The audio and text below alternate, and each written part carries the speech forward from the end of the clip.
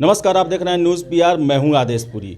2446 दरोगा पदों के लिए हुए पीटी परीक्षा में धांधली का आरोप लगाते हुए छात्रों ने पीआईएल यानी कि जनहित याचिका हाई कोर्ट पटना में दायर कर रखी थी और इस पर हाई कोर्ट ने सुनवाई करते हुए बीपीएसएससी आयोग को 3 महीने के अंदर में जवाब देने को कहा है।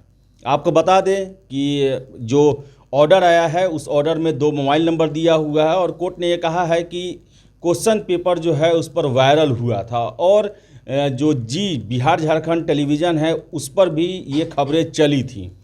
इसी को लेकर दिलीप ने अपनी बात कही है। चलिए सुनते हैं क्या कहा दिलीप ने।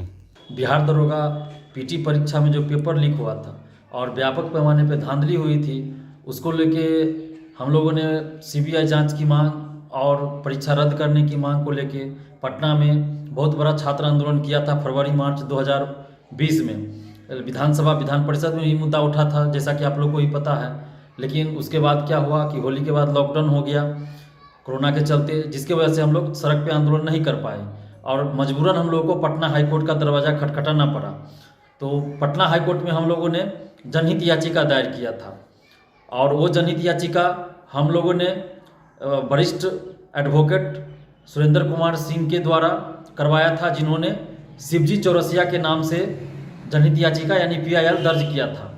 और हालांकि अगस्त महीने में ही हम लोगों ने सारा कागजात जरूरी जितना होता है सब वकील साहब को दे दिया था, लेकिन उस समय कोर्ट ऑनलाइन चल रहा था कोरोना के चलते, जिस वजह से केस फाइल में देरी हुई और सितंबर में केस फाइलिंग हुआ और 22 जनवरी को उसकी सुनवाई हुई और उसमें चीफ जस्टिस संजय करोल एवं एक अन्य जस्टिस प्रभात कुमार सिंह के बेंच में इस केस की सुनवाई हुई, जिसमें आदेश दिया गया है बीपीएसएससी को कि 3 महीना के अंदर आप इस पे जवाब दीजिए। जो आपत्ति हम लोगों ने जताया है, जिन मुद्दों पे हम लोगों ने आपत्ति जताई है कि परीक्षा में जो धांधली हुई है, जो हमारे पास प्रूफ है, हम लोगों ने सारा चीज़ दिखाया है और सारा उसमें लगाया भी है।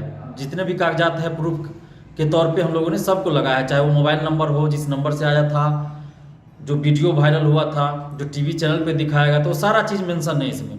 तो अब 3 महीना के अंदर बीपीएसएससी को जवाब देना है इस पर।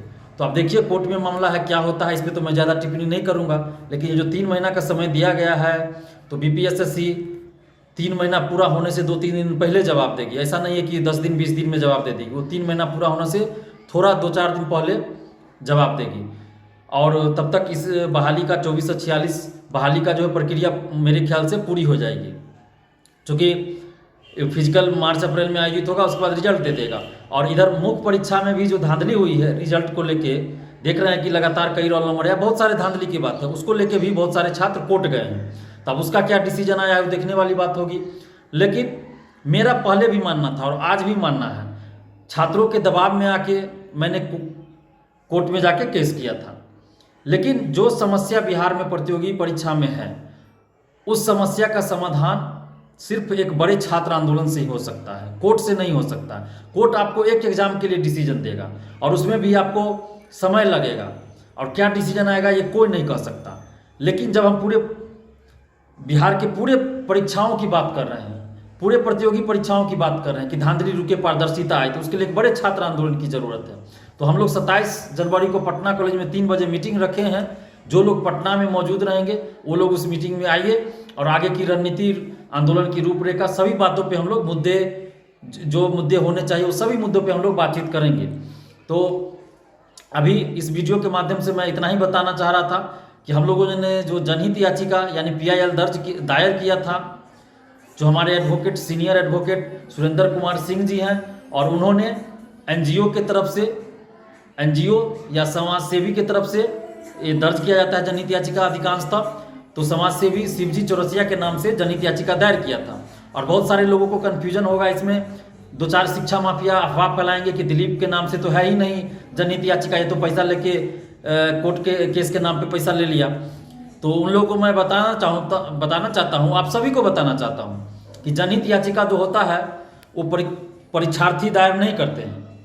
वो जनहित याचिका वही दायर कर सकते हैं जो उस फैसले का लाभ नहीं लेना चाहते हैं, यानी कि जो परीक्षार्थी नहीं है वो लोग जनहित याचिका दायर करते हैं। तो अधिकांशतः यही होता है कि जो समाज सेवी है, एनजीओ चलाते हैं, उनके द्वारा जनहित याचिका दायर करवाया जाता है। तो हम लोगों ने भी वकील साहब के माध्यम से एक समाज सेवी जो शिवजी चौरसिया जी हैं, उनके नाम से जनहित याचिका दायर करवाया है। तो आप लोग भरोसा रखिए कि कोर्ट में क्या होता है, देखिए क्या होता है। लेकिन एक बड़े छात्र आंदोलन की ज़रूरत है, जिसकी शुरुआत हम लोग करने जा रहे हैं। आप लोग उसमें सपोर्ट कीजिए, सोशल साइट पे भी और सड़क पे भी जब आंदोलन होगा उसमें भी आइए और अपने आसपास भी जागरूकता फैलाइए।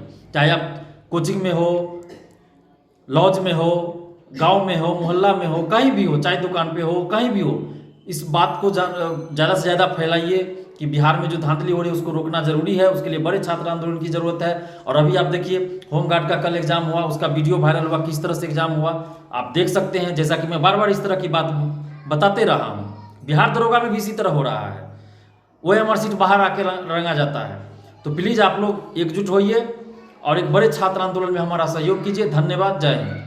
तो जैसा कि आपने सुना कि दिलीप का कहना है कि जो उन्होंने PIL दायर कर रखी थी हाई कोर्ट में, उसके जवाब में हाई कोर्ट के मुख्य न्यायाधीश ने BPSSC को ये कहा है कि वो अपना जवाब दे 3 महीने में कि जो हंगामा हुआ और क्वेश्चन वायरल हुआ उन पर उनका क्या स्पष्टीकरण है। आपको बता दें कि छात्रों ने इसको लेकर आयोग में भी अपने आवेदन दिए थे, लेकिन आयोग की तरफ से कोई जवाब नहीं आया था। अब देखने वाली बात है कि आयोग अब हाई कोर्ट को क्या अपना जवाब देता है। फिलहाल इस वीडियो में इतना ही। वीडियो पसंद आए तो लाइक शेयर करें, हमारे चैनल न्यूज़ PR को सब्सक्राइब जरूर कर लें। बहुत बहुत धन्यवाद।